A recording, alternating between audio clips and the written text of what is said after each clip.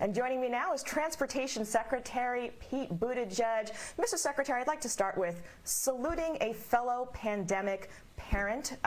My daughter just turned 1. I definitely understand the pain of what it's like to have to be home with a child in this moment, but also the joy that comes with the work that you have to do. And you've spoken very forcefully about parenting in the early days, particularly for paid leave. It is work. How do you get someone like a Senator Manchin to understand the work that goes into parental leave?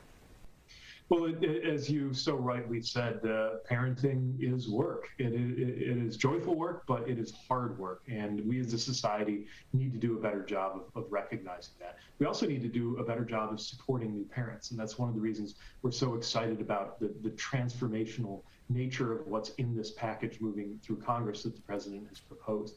Remember, we are going to make more steps right now to make raising a child affordable in this country than I think at any other time, certainly in my lifetime and probably in recent history.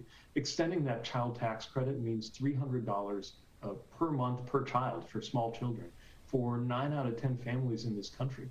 That makes a big difference in their ability to get by.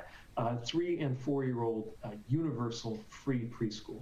That, again, for families that are struggling to find or afford daycare or childcare, let alone early childhood education, they spend on average $8,600 on this a year if they're fortunate enough to even be able to do that.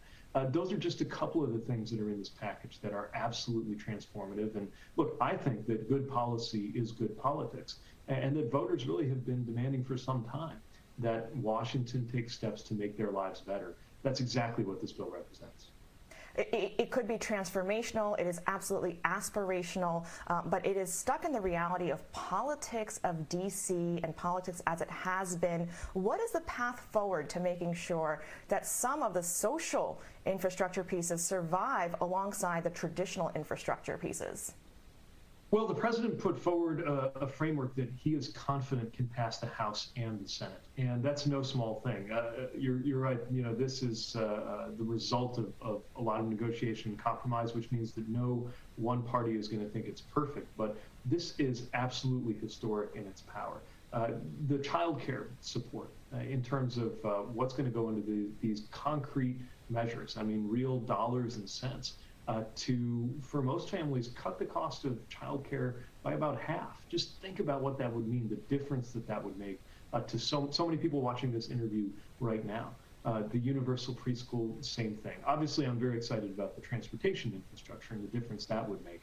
And I do think it's important to recognize that social, racial, and economic justice are involved in our transportation decisions. For example, Black pedestrians are actually more likely to be in those terrible statistics of fatalities that we're seeing.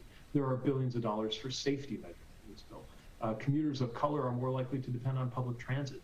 The transportation legislation here calls for the biggest federal investment in public transit that we've ever done as a country. So whether you're focused on the transportation pieces or the measures that are going to make it easier and more affordable to raise a child in this country, this has something for everybody. And we're not talking about crumbs. We're not talking about half a loaf.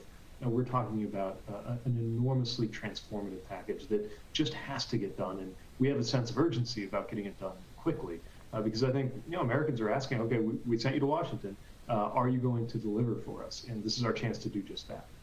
When you say there's something for everybody in this, let's take a look at that traditional infrastructure piece. And we're seeing that come together against the backdrop of communities like Flint that are still struggling with clean water, of Benton Harbor, also in Michigan, now having lead in their pipes. They don't have clean drinking water right now. How do we make sure when that money comes out from the federal government that it actually goes to the Black and brown communities who need it most? The president has said that the right number is 0 in terms of how much lead we think ought to be in pipes bringing water to our children. What happened in Flint is an outrage. Benton Harbor, which is very close to where I grew up in South Bend, Indiana, extremely disturbing. And there are other communities where parents might not even know that their children are being exposed to an unsafe level of lead.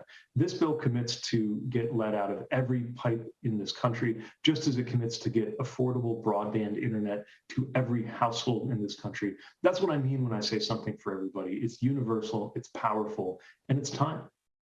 Secretary of Transportation Pete Buttigieg, thank you so much for joining us on BNC. Thank you.